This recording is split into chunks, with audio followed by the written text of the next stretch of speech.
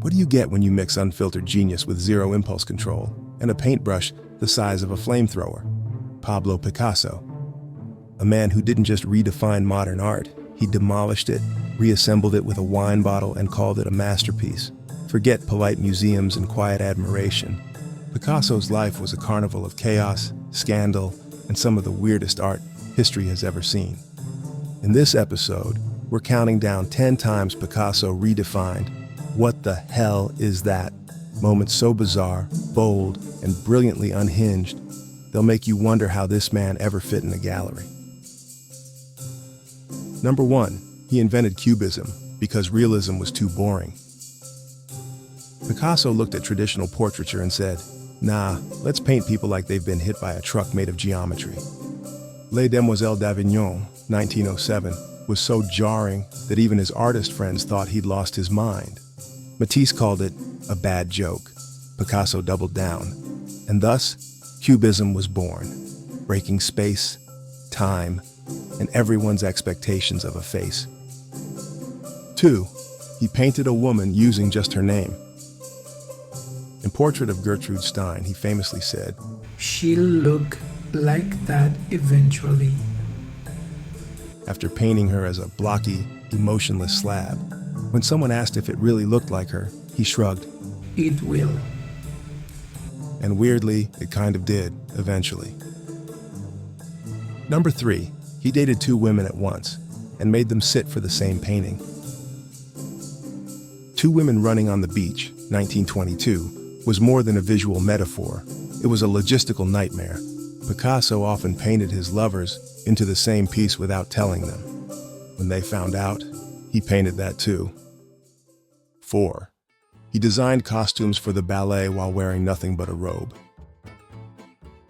In the 1910s, Picasso worked with the Ballet Russe in Paris, sketching costumes while lounging half-naked and chain-smoking.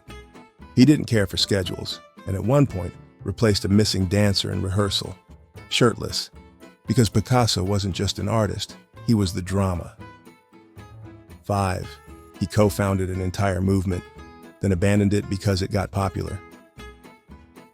Cubism, too mainstream. Surrealism? Yawn. Picasso bounced between styles like he was speedrunning a century of art history. Once a style caught on, he dumped it and invented something even weirder, just to stay ahead of the imitators. Number 6, he turned a minotaur into a self-portrait. Most people pick flattering symbols for themselves. Picasso picked a half-naked, wine-soaked murder beast from Greek mythology. In Minotauromachy and other works, he used the minotaur as a stand-in for his lust, rage, and whatever else was going on in that surrealist brain stew. 7, he used a bicycle seat and handlebars to sculpt a bull's head. Is it junk or is it genius? Answer, both. Picasso welded together a rusted bike seat and handlebars and called it tête de taureau. Critics were baffled. Art students wept. Picasso laughed all the way to the museum wall. 8, he had a pet owl who hated everyone. Picasso adopted a one-eyed owl with anger issues.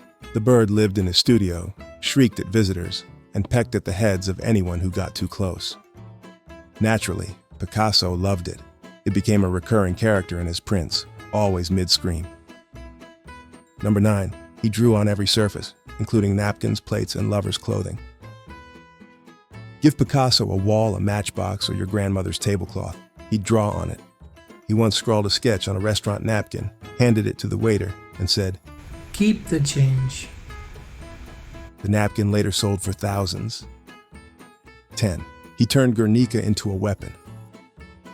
Not everything was a joke. In 1937, Picasso created Guernica, a black and white scream of anti-war rage after the bombing of a Spanish town. When Nazis later visited his studio and pointed to a photo of the painting, asking, "Did you do this?" Picasso replied, "No, you did."